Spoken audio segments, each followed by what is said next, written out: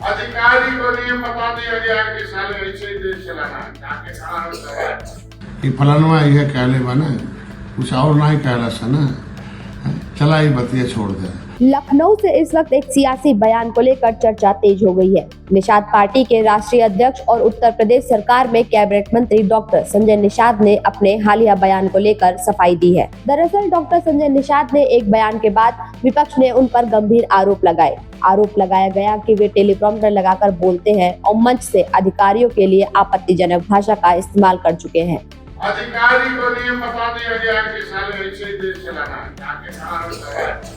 इन आरोपों के बाद राजनीतिक गलियारों में बयानबाजी तेज हो गई। डॉक्टर संजय निषाद ने इन आरोपों पर प्रतिक्रिया देते हुए कहा कि उनकी बातों को तोड़ मरोड़ कर पेश किया गया है। उन्होंने साफ किया कि वे किसी भी अधिकारी या व्यक्ति का अपमान करने के इरादे से बयान नहीं देते, बल्कि उनका उद्देश्य सिर्फ व्यवस्था में सुधार और हक की आवाज उठाना होता है। डॉक्टर संजय निषाद ने कहा कि मैं जनता की बात करता हूं, जमीनी मुद्दों पर बोलता हूं। अगर किसी को मेरी भाषा या अंदाज से आपत्ति है तो इसका मतलब ये नहीं कि मैं किसी का अपमान करना चाहता हूं। हालांकि विपक्ष का कहना है कि डॉक्टर संजय निषाद इससे पहले भी गोंडा में एक कार्यक्रम के दौरान मंच से अधिकारियों को लेकर आपत्तिजनक टिप्पणी कर चुके हैं। विपक्षी दलों का आरोप है कि ऐसे बयानों से प्रशासनिक व्यवस्था और अधिकारियों का मनोबल प्रभावित होता है। इस पूरे मामले ने अब सियासी तूल पकड़ लिया है। एक तरफ डॉक्टर संजय निषाद इसे अपनी बात को गलत तरीके से पेश करने का आरोप बता रहे हैं, तो दूसरी ओर विपक्ष इसे मर्यादा और संवैधानिक पद की गरिमा से जोड़कर देख रहा है। ऐसा कुछ नहीं है। देखिए, अगर किसी को भोजपुरी भाषा और पूर्वांचल की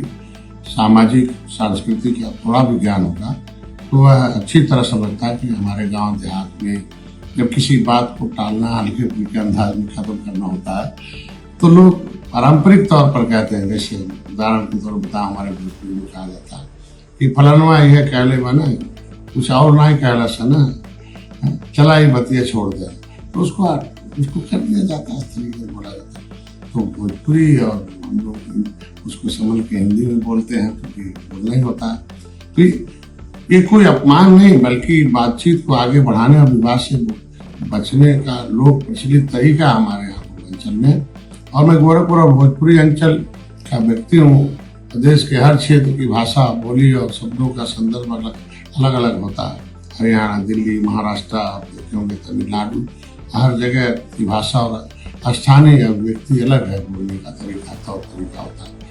तमिल भाषा में देखें, इधर आने को वाक्य को रोजमर्रा में प्रयुक्त कई शब्द उत्तर भारत का पूर्वांचल में अलग अर्थ में लिए जा सकते हैं, लेकिन इसका मतलब ये नहीं कि इसे उन्हें गाली या अपमान की नियत से कहा जाए। वो अलग अलग लोगों की अलग अलग तरह भाषा है। जिस कथन को लेकर आज विवाद खड़ा किया जा रहा है वह मैंने हंसते हुए सहज भाव से और अपनी स्थानीय भोजपुरी बोली में कहा था। न उसमें किसी समुदाय की, किसी महिला या किसी धर्म की कोई भावना थी और न ही अपमान का कोई उद्देश्य मिला था। और उसे अगर किसी को लगता है तो उस शब्द को मैं चाहता हूँ हमारी तरफ से उसे वापस लेता हूँ।